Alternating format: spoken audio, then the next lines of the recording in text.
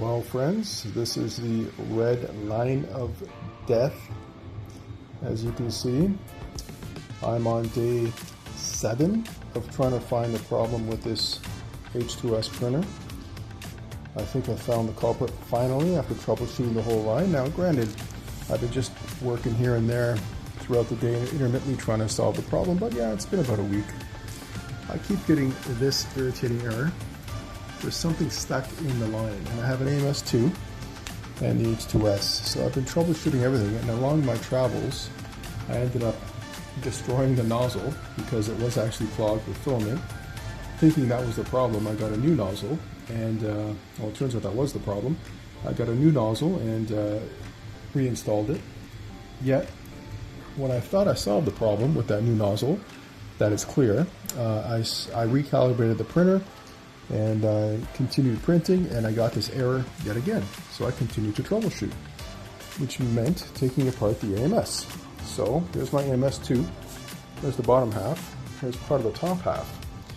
And you just troubleshoot the line, right? So you just keep going through the line, and it's this one that's the problem on the left. It's a black PLA that I've only ever used in there. It's the main line, I use it the most. And as I took apart this motor, I found a problem. I don't know how well you can see it, but here's the second one is normal, and the first one actually has a bit of filament in it. So I found a second area, a second reason for a clog. So the first was the nozzle, and the second one is a little bit of just off 3 o'clock, just down the hole there. You can just see it. It's too bad that it's black on black. You can just kind of see if you hit the right angle. I think you can see the plastic filament off to the right, the writing image.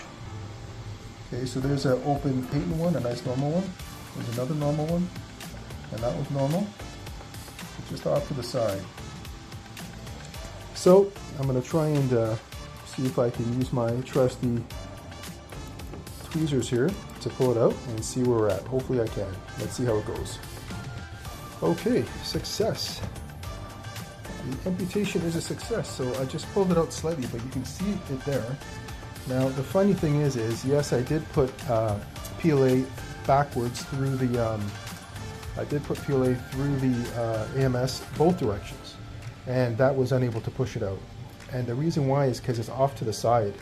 The plastic is off to the side of the hole, so that's why it wasn't pushing out. Whether I feed the PLA from the front or I feed the PLA from the back, it just kept getting stuck. So you had to actually disassemble everything to put it back together.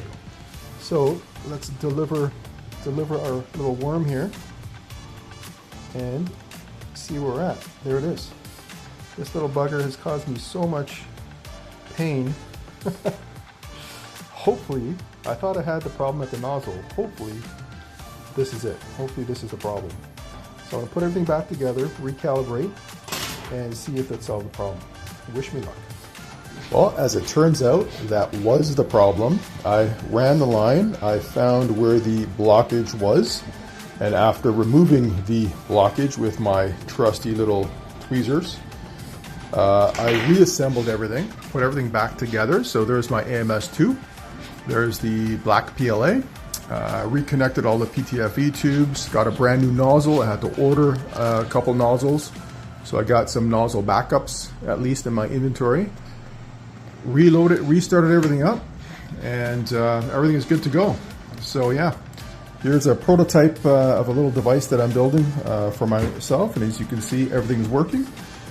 So lesson learned here is whenever you think there's a clog or you get that error, you basically got to go from the beginning of your line, the AMS, and work all the way back to your nozzle to try and figure out where the blockage is.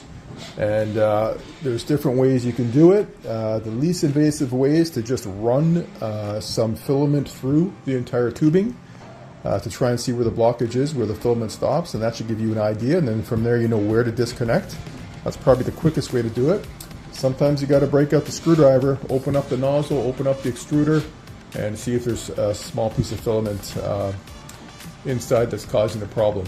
The other tip to note is maybe about once a month you should go through all of your your equipment, through your printers, and do maintenance on your printers. By doing maintenance on your printers, you are doing a bit of preventative maintenance, which does help with future blockages, especially that nozzle. You want to make sure the tip of your nozzle is clean, and that way it doesn't clump up and you're getting better, cleaner prints as you're printing your products. So there you go. I hope that is somewhat helpful, and hope you're all having a great day. And this is Bromo Sapien out.